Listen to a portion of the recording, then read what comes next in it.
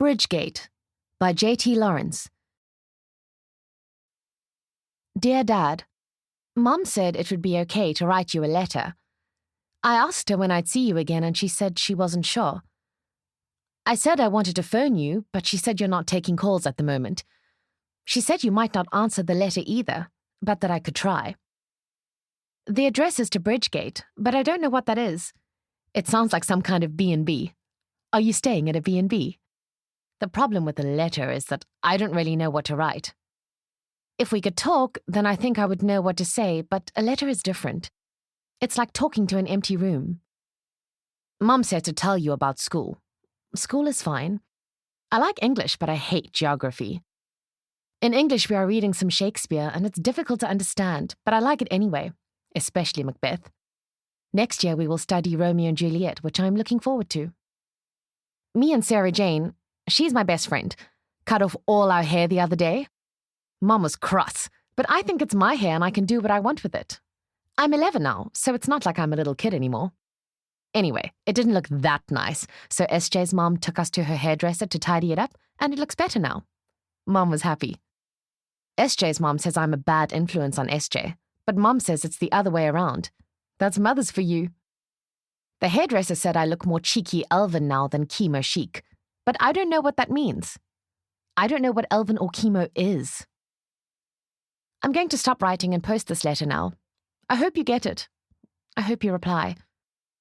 It's weird knowing that you have a dad out there somewhere, but you don't get to see him. It's a little bit like you died. Please write back. Love from M. Dear Emily, I've included the letter that you sent me in this envelope. You will see I have made corrections where your spelling or grammar was incorrect. I hope you will study it thoroughly. Specifically, I would like to point out your usage of me and Sarah Jane, where it should have been Sarah Jane and I.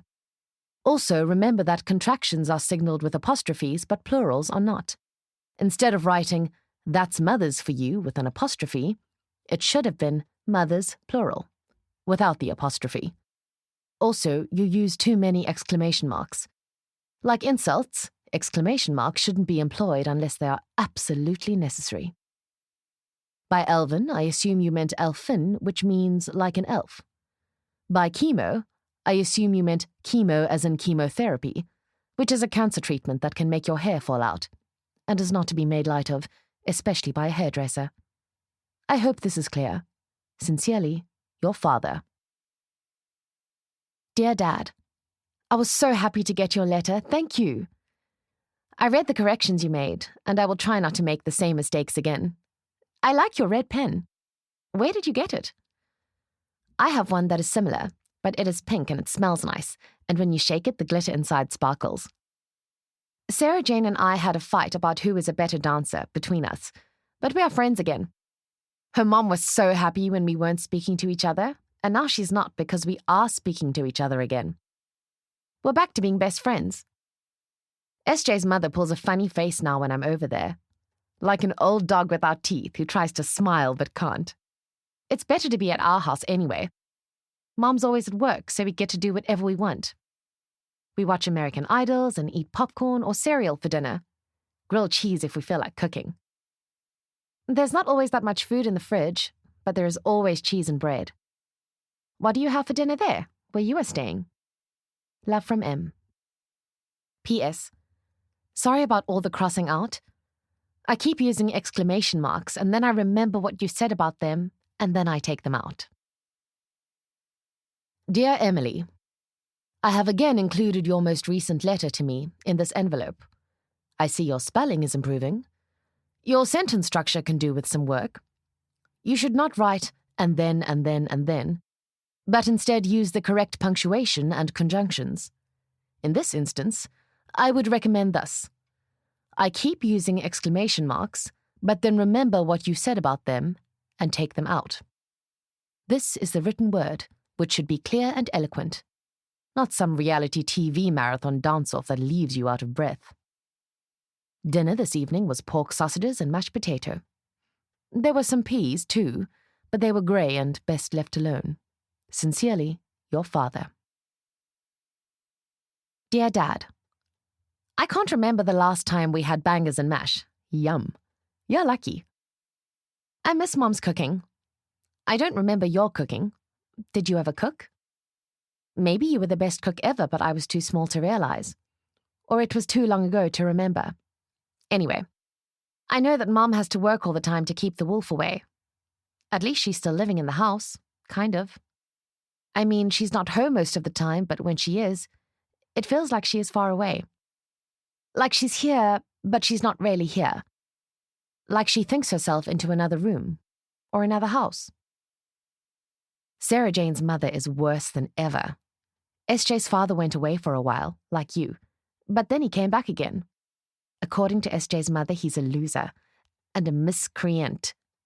No idea what a miscreant is, but she let him move back in, and now she walks around all dog-face again. I wish you'd come back. When I ask Mom if it will ever happen, she just gives me the death stare.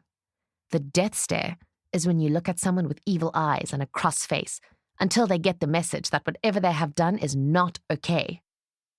I'm turning 12 on Saturday, which means I'm almost a grown-up. Mom wants to have a party at our house, but I said that parties are for babies and that I just want to go ice skating with SJ and Murray and then go for waffles afterwards at Milky Lane. Do you ever go ice skating at the B&B? Love from M. Dear Emily, please find your most recent letter enclosed as usual. A miscreant is a reprobate, a rogue, a rascal. The saying is to keep the wolf from the door, not to keep the wolf away. Your sentence structure is much improved, but I'm afraid your spelling has taken a turn for the worse. Perhaps a dictionary would come in handy. I used to have one in my office at home, but I'm assuming that my office is no longer. Perhaps your mother will know where it is. Ask her if you like, if you are not too afraid of getting another death stare. We don't have waffles or ice skating here. I miss neither. Who is Murray? Sincerely, Father. Dear Dad, I asked Mom for your dictionary, but she just stormed out of the room as if I said something wrong. She says I have an attitude problem, but really I think she's the one with anger management issues. Anger management is when you get really, really cross, but then you just swallow it until later and then get it out in a constructive way, like kickboxing or pigeon shooting, or something like that. She says ever since I turned 13, I've been a nightmare. I didn't think that was a very nice thing to say. Mary and Sarah Jane and I are best friends now. We do everything together. SJ borrows me nail polish and earrings. Did I tell you I got my ears pierced? And Mary borrows me books. Really interesting books that open my mind. Anyway, I looked everywhere for your dictionary and I found some pictures of you and Mom when you were younger. I didn't know you were ever so happy. It felt weird to look at them. They made me happy and sad at the same time. I didn't say anything to Mom. I don't like to see her cry, even when she's being mean. I can't help thinking that you went away because of me. What is it like where you are, Dad? What do you do all day at the B&B? It's hard to picture you there because I don't know anything about it. Love from M. Dear Emily, recent letter enclosed. Please study it carefully. The correct way to use the term borrow is lend to, borrow from, and not the other way around. In other words, Sarah Jane lends you her nail polish and Murray lends you his books. You borrow nail polish and books from your friends. Look again for the dictionary. It must be there somewhere. What do I do here? I study and garden and try to stay alive. That's about it. Sincerely, Father. P.S. I didn't leave because of you. Dear Dad, I'm in love with Murray. I can't stop thinking about him, and I spent geography class writing my name and his surname as if we were married. I think up names for the babies we will have one day. I know I'm only 14, but I wish we could get married. If we lived in Romeo and Juliet's time, then we would be able to. My English teacher said so. I was looking for your dictionary again the other day. It's just something I do sometimes when I wander around the house. And Mom just exploded. Clearly, her anger management is not going very well. And admitted that she packed up most of your things after you moved away and donated them to hospice. I couldn't believe it. I hope you are not too upset. I've chosen a few of your things, what is left of your things anyway, and have hidden them away in my bedroom so that she can't give those away too. I know that she snoops through my things though, so I can't promise I'll keep them forever. What kind of gardening do you do at the B&B? Love from M. Dear Emily, you use too many parentheses in your writing. It's a bad habit. Try to stop it now before it's too late. Don't be too hard on your mum. I'm sure she's trying her best. It's not easy for her. I am in the middle of planting out a rose garden. It involves a great deal of digging and my hands are almost always lacerated by the thorns. They would sting in the shower if we ever got hot water here. The bridge gate is not a B&B. Regarding Romeo and Juliet, try not to rush into anything. Keep in mind how that particular story turns out. We have a Shakespearean story, of sorts, playing out here. Instead of the Montagues and the Capulets, however, we have the Blackjacks and the White Collars. Although I disapprove of the division and don't want to be involved, I am seen as a white collar. I try to mind my own business and tend to the important things, like the roses. In my experience, nothing ever good comes from choosing sides. Don't worry about my things. I have everything I need here. Keep what you want for yourself and throw the rest away. Smith always says that the more possessions you have, the less energy you have because owning material things costs you energy. Less is almost always more. Sometimes I think Smith is full of it. He reads too much. But I think this is true. Even though Smith collects bananas and keeps them under his pillow, for some reason he doesn't think the rule applies to bananas. Sincerely, your father. Dear Dad, I hate Mary and Sarah Jane. Do you see these watermarks on the page? They are tears. My heart is in a million pieces. I tried to talk to Mom, but all she says is, good riddance, as if she doesn't care about my broken heart at all. I hate her. And I hate Sarah Jane. I wish I could hate Murray, but when I think about him, my chest just crumples inside. I need you, Dad. Can you please come and visit? You can sleep in my room, and I will sleep in the lounge on the lumpy couch. I don't care. Love from M. P.S. What are parentheses? Dear Emily, youth is full of excitement and heartache, and you should ride the waves while you can. At least that is what Perkins says. He's a philosopher, so he is probably right. On the other hand, sometimes he sings La Traviata, Italian opera, at the top of his voice and forgets to wear his pants, so perhaps we should take what he says with a pinch of salt. There weren't any errors in your previous letter. Parentheses are commonly known as brackets. I'm sorry I can't visit you. The rose garden is at its most vulnerable and needs daily attention.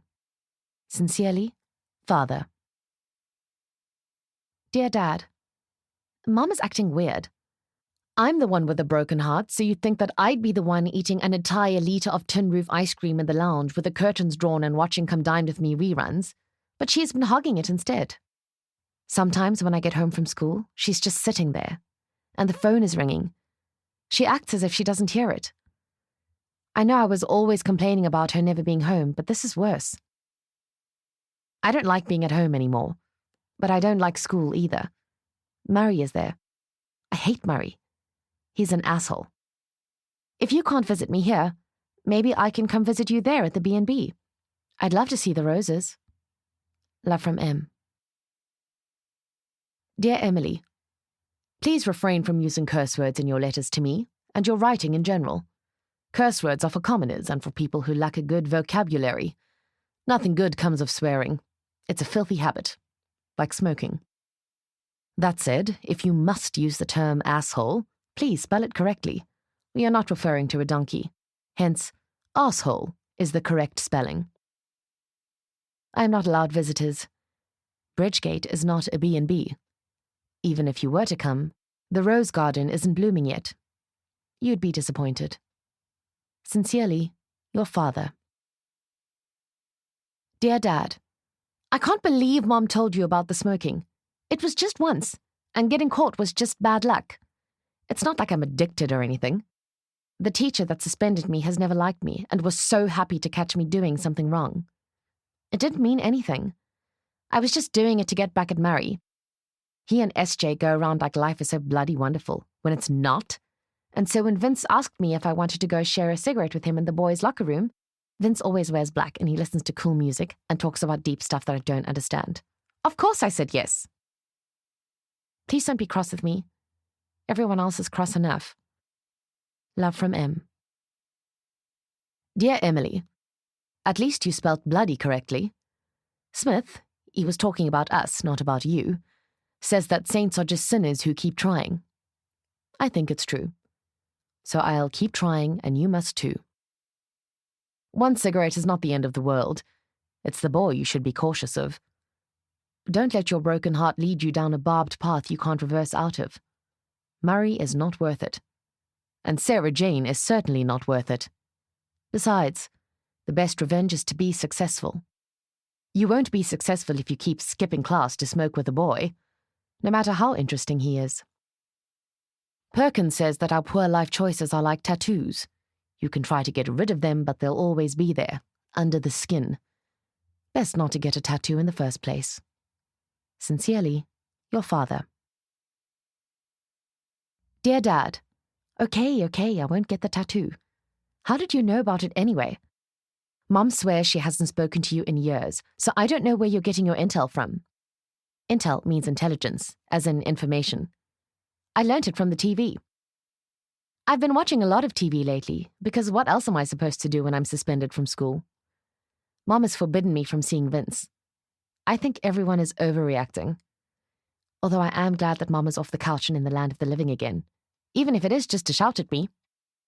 Thank God that I'll be 16 soon. 16 is pretty much an adult. Sweet 16. Ha! More like the opposite. I don't want a party if you can't come. Maybe I can write a letter to someone there and ask nicely to let you come out just for a weekend. I'm getting good at writing letters. Love from M. Dear Emily, I'm afraid a letter from you, no matter how well written it is, will not secure an exit pass for me for the weekend. Besides, things are very busy here and I can't leave Smith. He has a cracked skull and some broken ribs. He was in the hospital wing for a few days, but now he's back and I need to look after him. He is not to be left alone. Sincerely, your father. Dad, what happened to Smith? M. Dear Emily, there is no need to use 2 question marks after your questions. 1 will suffice. Smith got himself into a spot of bother with another resident. A blackjack, as you have probably guessed. Next time he will know better. We live and learn, as Pantless Perkins says. Sincerely, your father. Dear Dad, did they get into a fight? What were they fighting about? I got into a fight with SJ last week. Who else? But there were no broken ribs exchanged, just horrible words. I have always pictured Smith as a respectable accountant type of person, not someone who gets into fights. Perkins too. Are they not? I'm secretly dating Vince now, despite, or maybe because of, everyone's pressure not to. I don't know why people think they can just tell me what to do as if I'm some kind of sheep. Mom bought me some colourful tops the other day, because she's tired of me wearing black all the time, and because she felt bad that we are always fighting. If she could stop telling me what to do, we'd probably get on better. I'm not some kid she can just boss around. She keeps searching my room for drugs, but I told her I'm 16, not stupid. The smoke she found were Vince's, not mine. Love from Emily. Dear Emily, the altercation concerned a pack of cigarettes, I believe. Not dissimilar to your argument with your mother. Smith is neither respectable nor an accountant.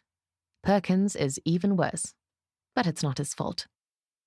Despite their shortcomings, they have many redeeming qualities.